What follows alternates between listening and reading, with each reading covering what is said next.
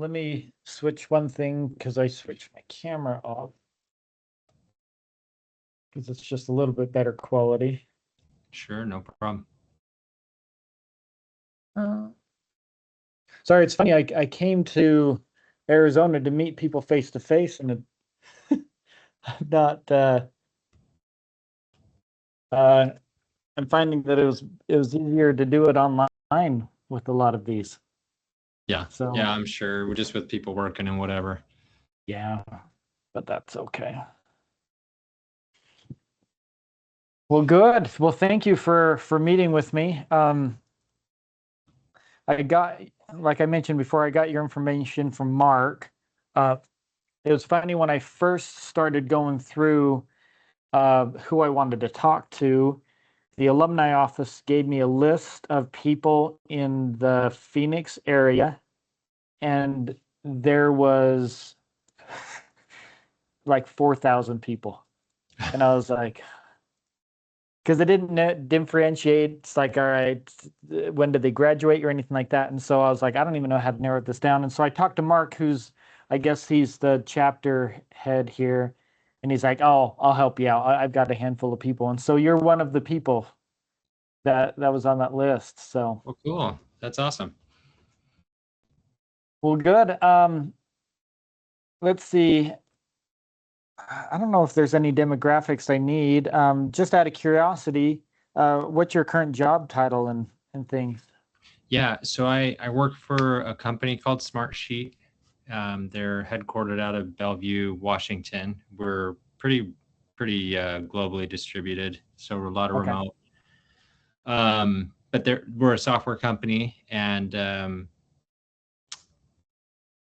anyway, I could go on that. But as far as what I do for the company, I am a team manager for our technical support teams, and so that is leading a team of individuals that are supporting customers that are having challenges with the software. It could be broken, could be how to, or anything in between, really. That also includes process building and all that stuff, working intra teams. That also includes the hiring and the onboarding and, making sure that we're coaching and helping people meet their performance metrics. So it's kind of a cool spot, at least from my perspective, because I get to blend a lot of the people side and the coaching side and the mentorship side with operations. And so anyway, there's a lot that I like about it. It's also kind of a neat place dealing with people that maybe are first steps in their career in tech, and seeing them and developing them and helping them move on to the next steps. Okay. And so that's the stuff that I really love. That's the stuff that I really thrive on. Well, that's cool because you might have some good insights for what I'm doing, because I'm looking at the hireability, well, the characters, traits, characteristics, and skills, hireability, the it factor of people being hired, promotability, all that stuff. Because I want to know if we are graduating these type of students at BYU Idaho. Yeah. So love it. Okay. Well, as I move forward, if you think about the best employees, the best coworkers and stuff, just keep that in mind as we go throughout these questions. Sure. As I mentioned before, if you have any questions for me, I'd love to answer those at the end. But yeah, sounds all great. Right. So there's kind of 4 stages that I go through. There's the finding stage, there's the interview stage, there's kind of that trial or initiation stage, and then there's the long-term stage. So first, with the finding stage, when you think about the best people in your company who you've hired, how are they first discovered and noticed? Yeah, I think so. I'm going to give you I'm probably going to come back to this in every single area that you come to, but okay. The characteristics that I look for in the golden thread is integrity. That can manifest a bunch of different ways, right? So integrity pops off the page It always does. It always will.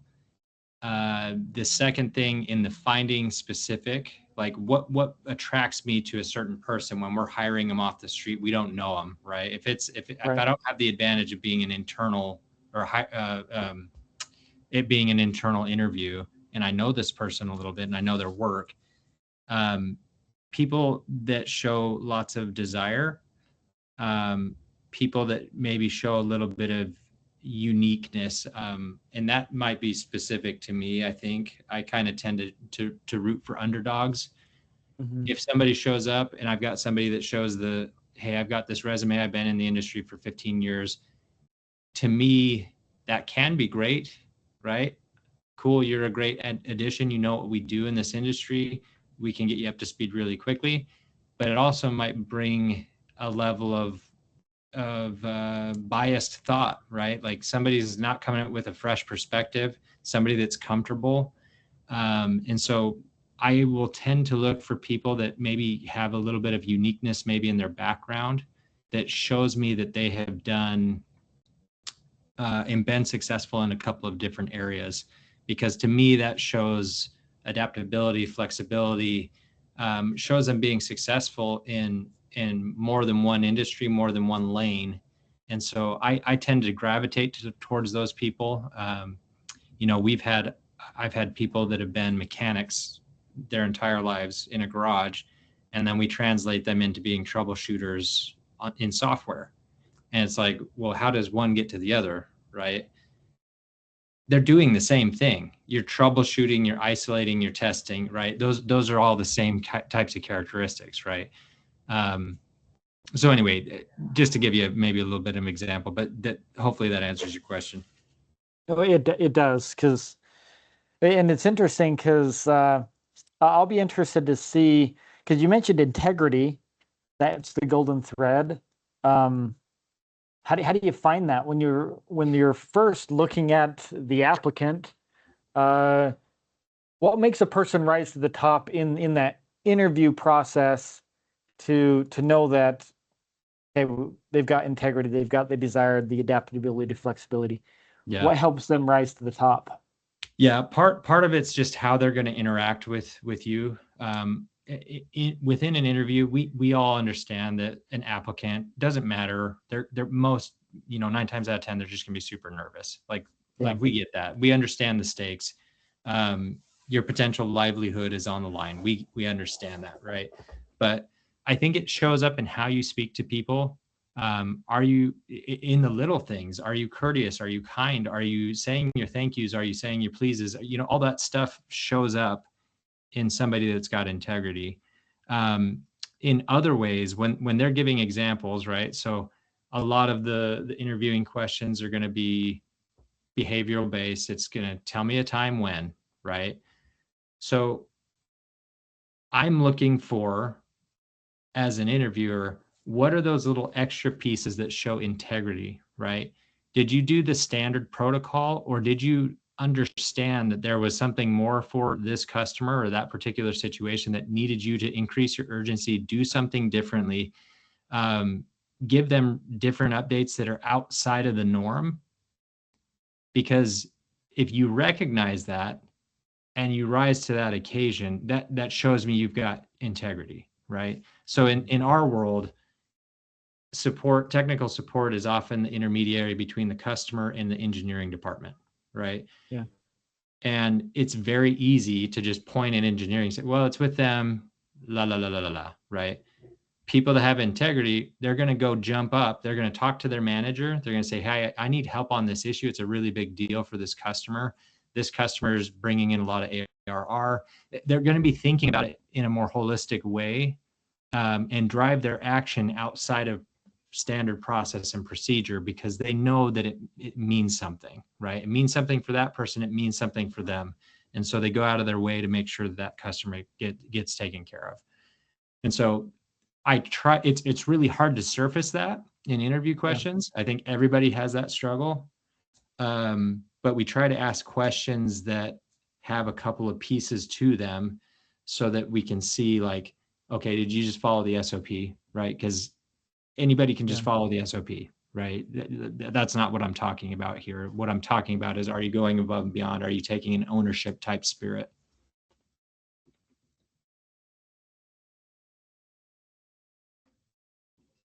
Oh, sorry. That's my wife. I'll call her when we're done.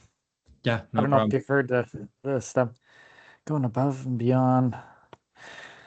Um, all right. So are there any qualities or skills that make someone stand out during the initial hiring process beyond their formal qualifications or resume? Yeah, I've said this often in hiring situations. Somebody who's willing and somebody who learns quickly, I'll take them almost any day of the week over somebody that has quote unquote the knowledge but doesn't have the desire or the willingness. Um, Okay. I will sit and I will spend extra time to make sure those people ramp up quickly because they've got the desire, even if they're an underdog, even if they don't have the quote unquote perfect resume or whatever.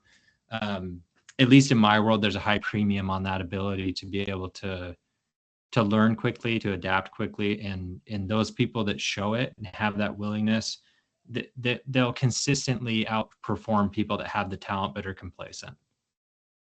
Yeah. Well, I love that.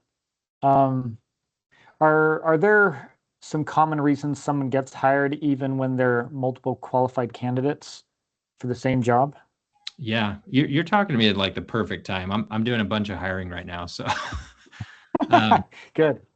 we just had an internal opening on my team. One of my best people just got a promotion, so I'm super excited for her. But now I've got to replace her, Yeah. and we had 10 candidates apply, and some of them had home court advantage in terms of either they were on my team already or they were in this group or this subject matter that we support.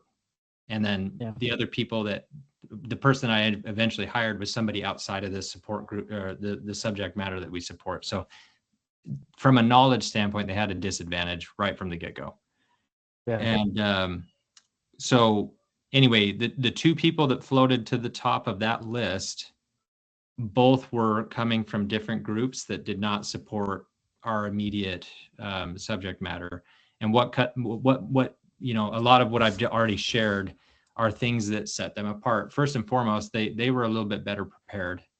Um, some people, it's a little bit crazy to me, but this is my world that I live in. But some Yeah. people still don't know how to answer interview questions with examples, like specific examples, ones that they have prepared and rehearsed, and that they know how to bring through like two or three things. Right? I was talking about a golden thread. Well, your interview, you have an opportunity to brand yourself, right? You have an opportunity to put a stamp on Blake Jones is somebody who is a leadership development guru or whatever, like whatever you decide is going to be the spin. But every single time that I answer a question, you better believe that that narrative is coming through, right? That golden thread is going to come through. So what Huh. separated these two candidates? They were better at that. They had better prepared answers. They had a better, more consistent brand about what they were putting forth and saying, here's what I will bring to your team. They also showed more structure, more organization in their trouble. This is more skill specific, but like Right. in their ability to, they showed me their learning ability by showing me their troubleshooting skill. These two candidates had a way more organized, structured approach to troubleshooting and isolating, which tells me you have a structured and organized approach to how you learn and intake information as well. Yeah. Well, that's kind of neat, kind of the ability to tell their story, their branding opportunity. Well, and it's interesting you say this because I teach at a university, and one of the first, oh, sorry, and I teach professional presentations.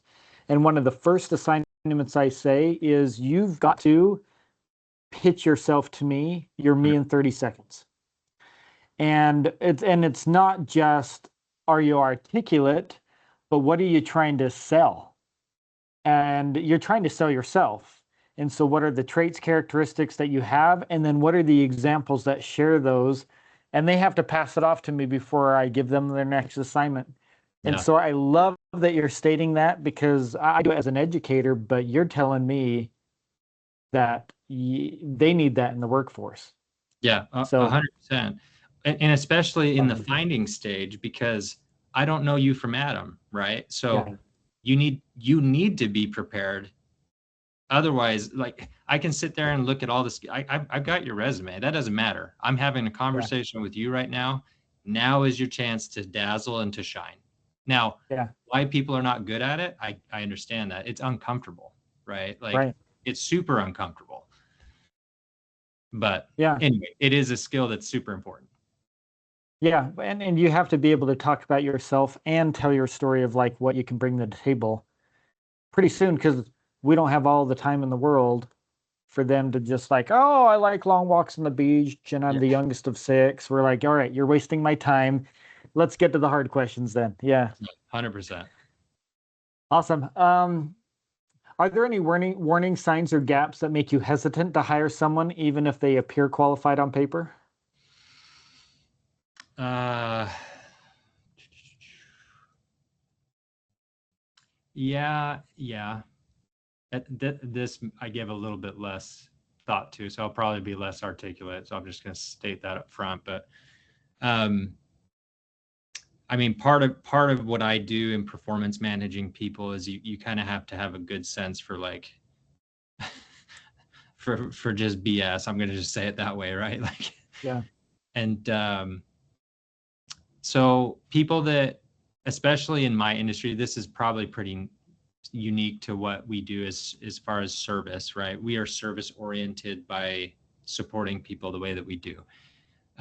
When people come into technical support and they are extremely overly confident, and you've got, there's no problem tooting the horn or slapping their back or telling the story and like they're the hero and they've done nothing wrong. Like those obviously just jump immediately off the page for me.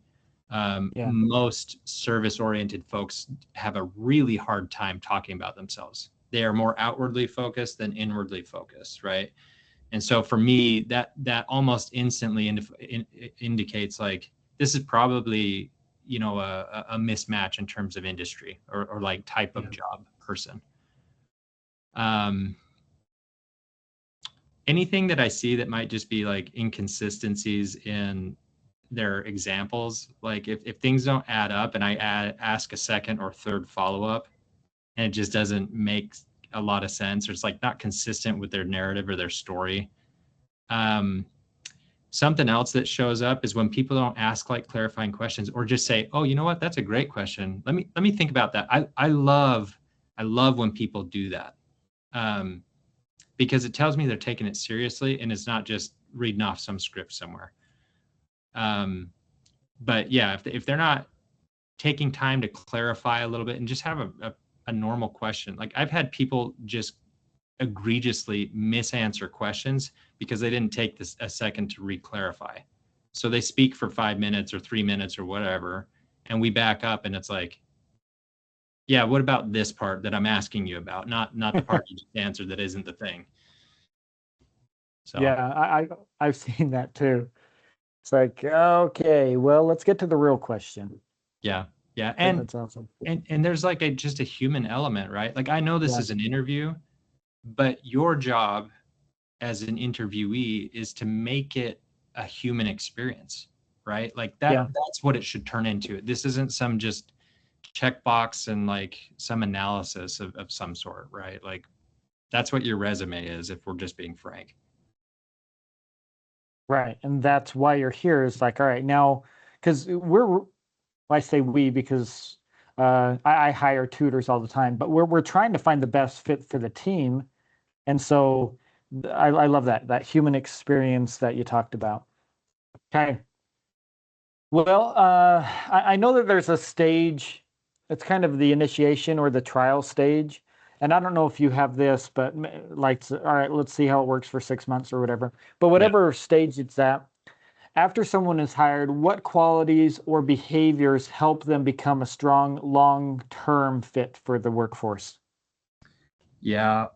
Oh man. There's you're probably familiar with this, but I love, so you're talking about like probation state where they need Yeah, to measure up in X amount of time or whatever. We do some of that. It's more on contract basis. So I don't deal with that directly, but I think have you seen the quadrant for situational leadership? I'm sure you're familiar with it. Yeah.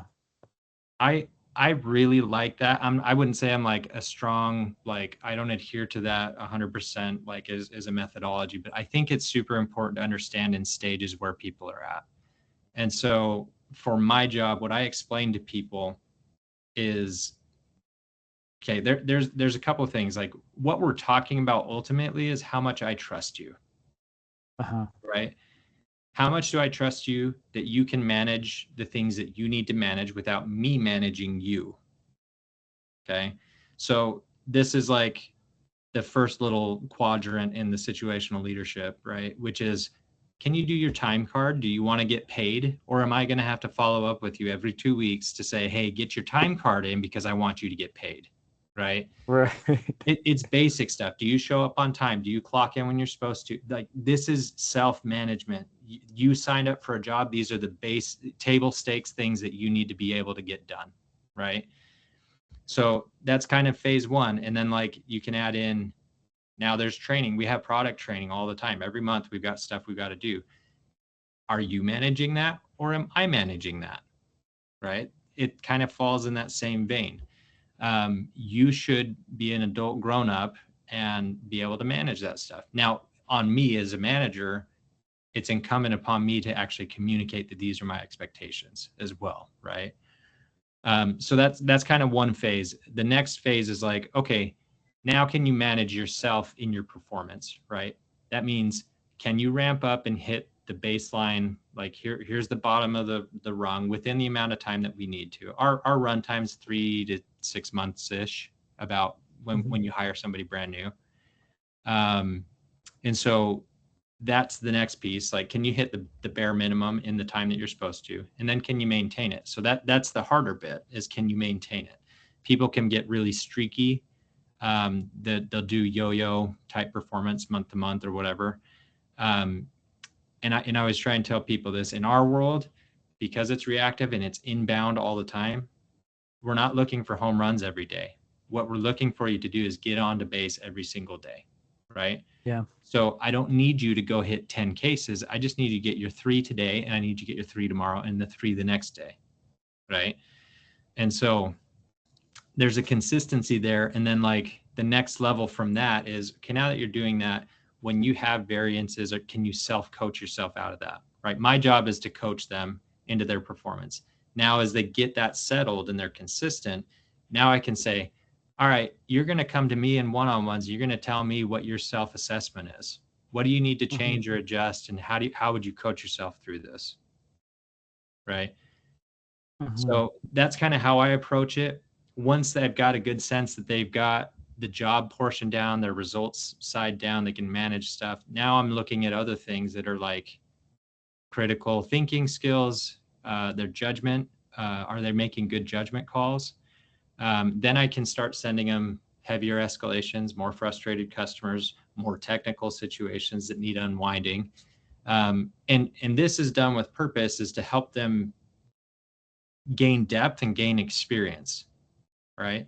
It's not just to give them more work, but it's to help them build their resume so that they have that example the next time they go interview, and they can say, oh my gosh, I was on with KPMG. They had this awful situation. There was $1 million of revenue on the line, whatever, right? And they can use that. So once we've got that established, then it's more experiential stuff. Like, do you want to lead a team meeting? Do you want to get involved in this project, right? So there's kind of some phases in there, but hopefully that's illustrative for you of kind of how I look at that. As I move them through that. And I talked way more about the life cycle of a specialist rather than what you were talking about, which is that probationary period. But that probationary period is kind of like, can you do the essentials?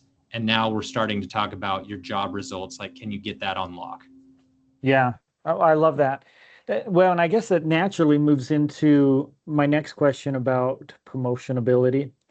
Are there any skills or any skills or characteristics that separate employees who simply perform their jobs from those who become strong candidates for promotion? Yeah.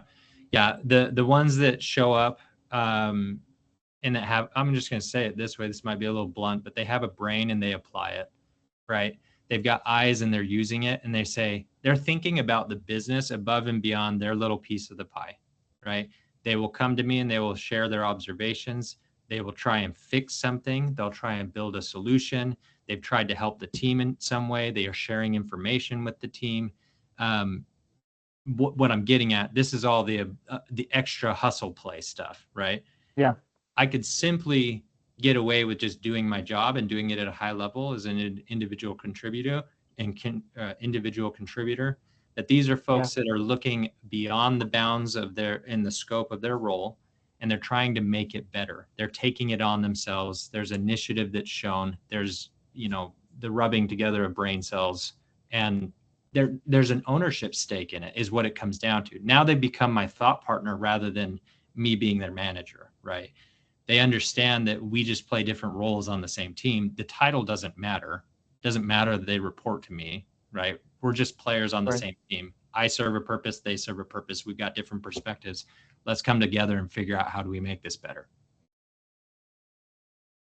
I love that. So, are there any qualities, behaviors, or skill gaps that prevent people from being promoted when technically they're good at their job? Yeah. Yeah, it comes back to kind of that initiative and ownership spirit, right? And again, like I'm going to put that golden thread of integrity through here is like see something, say something, right? Is the easiest way that I could say that. People that that are just more passive, they're more timid, they're worried about. I don't know if they're worried about it so much or if they're kind of just comfortable. I think some people are. It depends who you are, but they're worried of towing out of line and making some gigantic mistake, or getting eyes on them that they don't want, or I don't know. There's a million different reasons. Like Yeah. I'd so much rather somebody try and strike out than not ever step into the box to try and swing. You know what I mean? Yeah. And so there's a passivity, and it was in these candidates I was just telling you about. I've got 3 or 4 people in that group that I know technically can do the job, and they just don't have the go. They don't have the drive. They don't have the ownership, and I know they don't. And so I don't need that person to represent my team that way. It's hard to teach those things. Somebody has to be intrinsically, internally motivated to have that. Yeah. Oh, I agree. In fact, I'm looking at it that if I take this information you're giving me and I say, all right, we've got to have that initiative, that ownership, and that drive, that integrity. I can't teach that. No. They have to develop that. And it's interesting because I've got to interpret that into the classroom so that I can get them a bit more ready for you. And that's a tough mark right there. Yeah, and they in sports they talk about this as like the intangibles, right? Yeah. Yeah. They're intangibles because they show up differently behaviorally. They show up differently for everybody, right? But the overall, the words that we pin to that, the ownership, the drive, the initiative, all that, they're the same things. They just show up a little bit. It's not cookie cutter, I guess is what I'm saying, right? So well, and that's why I say the it factor. It's like, okay, that's it. The initiative, the ownership, the integrity, that's the it factor. Develop that, and then you're employable. Like, yeah, interesting. So I do have 2 more questions for you. Yeah. When you think about the people who are most successful in your organization or industry, what qualities, characteristics, or skills do they consistently demonstrate? Yeah, man. So I'm going to use the word consistent. They are consistent in how they show up, right? Okay. So the leader that consistently is thinking about the customer experience, like that's similar to when you're interviewing, right? It's the same thing. Every single day, you have an opportunity when you're sitting in a meeting to speak up and show that that's who you are. I'm putting the customer first. That's how I think about things. Or, hey, I'm process minded and I want to make it good for our customers, but we're going to do that by making it good, by enabling and empowering our specialists to be able to help them well, right? Like, So consistency in how they show up. Remind me, just say the question one more time for me. Yeah. So when you're thinking about the successful people in your organizational, what qualities, characteristics, or skills did they consistently demonstrate? Yeah. So I love that when you said consistently show up and stuff. What other things do they consistently demonstrate? I think it's focus too, right? And that kind of pair that with the consistency, but you kind of put those things together. What is your consistent focus on who you are and how you show up? Yeah. I think another piece of this, at least in my realm of people leadership, is being able to have. I say it this way: I try to have high expectations, but I also try to be fair, right? So if you come to me, this is the business mark, and this is what's being asked of us. We as people leaders need to hear both sides of the fence. We can't just hear the side of the business. We have to manage the people and the objectives of the business. And so being able to hear people out, being able to pivot when needed to, or make adjustments when it's needed and necessary. And sometimes, you know, sometimes we get so caught up in just like the bureaucracy and the red tape of like, this is what we do or don't do, and this is the process, and this is what's written. Like, there's a right and wrong still in all of that. And sometimes you just have to cut through the noise and say, what's the right thing to do for the customer right now? Right? I'm not asking you about process and procedure. I just need you to tell me what is the right thing to do right now. Oh, well, we should do this. Okay, let's do that and let's get it done and make sure they get taken care of, right? Like, I don't care about all the rest of the stuff, right? Let's move on from that. So being able to be flexible in some of those areas, I think is important, but underscored with that integrity of like, are we doing the right thing for the right reason? I love that. Okay, last question. This is more of a reflection question. If you were to advise your 17-year-old self who wants to be hired, succeed, and eventually be promoted, what would you tell yourself to develop first and why?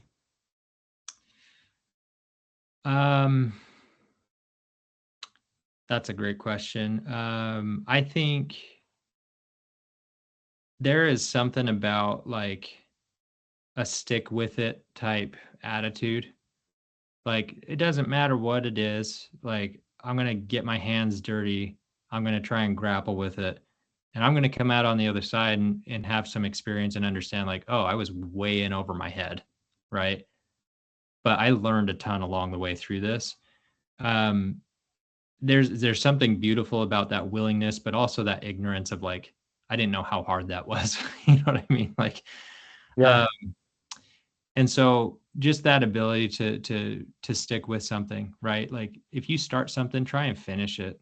Just stick with it, because you don't know what's going to come out. Like, be consistent, stick with it, try to get a little bit done each day, and just focus on like, what is the next little step that I can take? Like, there's a mountain in front of us, but like, there's a rock that I can move now. So move that rock and take the next step, right? Like, I think we get overwhelmed. It's like, I need to get the job and I need to get my career. It's like, okay, how are you going to do that though? Like, can you apply for one job today? Can you make a connection with one person today? Like, we have to reverse engineer it and kind of understand like, this is how we get there, right? Instead of just that overall goal. It's like getting home from a mission and saying like, okay, go find your wife and get married and have a family. It's like, that's a heck of a lot of stuff to do. Like, you have to be able to, okay, what are the things that are going to help me be successful in actually achieving that? Yeah. So I don't know if that helps, but No, it does. Well, because that's funny. As I go through all these questions, there are themes that come out, and that's what I'm looking for. I'm taking the Napoleon Hill approach of where he's asking successful people, and he came out with 7 keys to success. And I'm doing the same thing. I'm looking at employability and promotion. I ask the same questions, and there are themes that come out, and you've hit it. Now you've said different things that it's not the exact buzzword, but it's in the ballpark that we can talk about integrity and somebody else will talk about values, and it's like, okay, there's the same theme. That's what I'm looking for.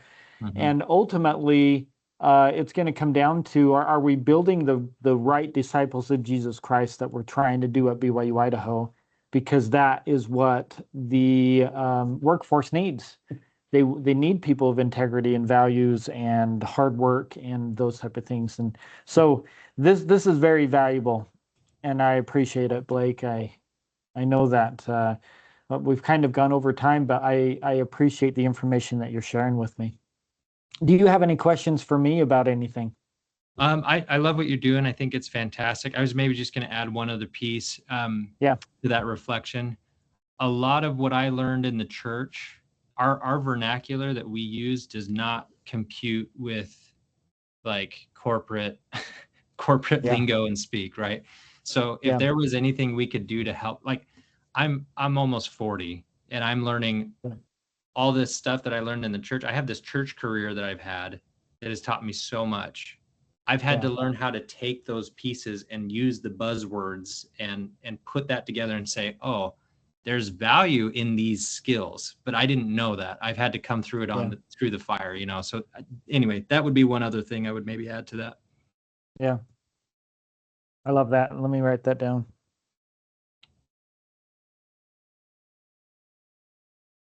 Okay. Yeah, I love it. That I think what you're doing is amazing. I'm so glad we got to connect, and super Yeah, me worthwhile. too. Well, if I have any follow-up questions, can I email you? Yeah, of course. Okay, perfect. And then the other thing is I found, like I mentioned before, there was like 4,000 alumni just in the Arizona area. And I'm not looking just for people in Arizona. I'm not looking for just people that are members of the church. I'm not looking for just people that are um, members of the church or alumni. Yeah. If there's anybody else that you think of that, hey, Spencer, this would be a good person to talk to, they have a good understanding of it, would you share that with me? Yeah. Okay. Let me run through. I can give you my brother right offhand. He would be great. Okay. And then yeah, I'll email it to you so you don't have to jot it down or anything. But Oh yeah, you're fine. In fact, I'll send you a follow-up email that will request that as well. And so you don't have to worry about it right now. You can get back to work, and just with my follow-up email, just throw any names on there that you think would be great and their contact, and we'll continue this work. okay, awesome. Well, thank you so much. Appreciate your time. Yeah, thank you. Good to meet you, Blake. You too. Bye. Bye-bye.